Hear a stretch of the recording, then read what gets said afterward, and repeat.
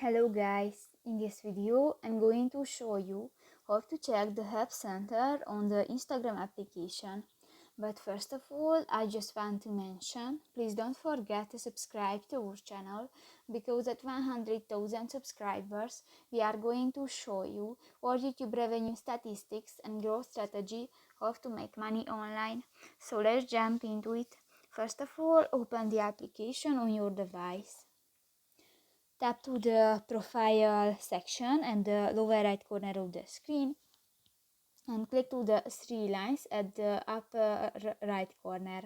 Click to the settings and privacy section and go to the more info and support section. Here you can find the first option, the help, and click to the third option, the help center. And here you can find the different questions and information about the application. So that's pretty much it for this video, guys. See you in the next one. Bye bye.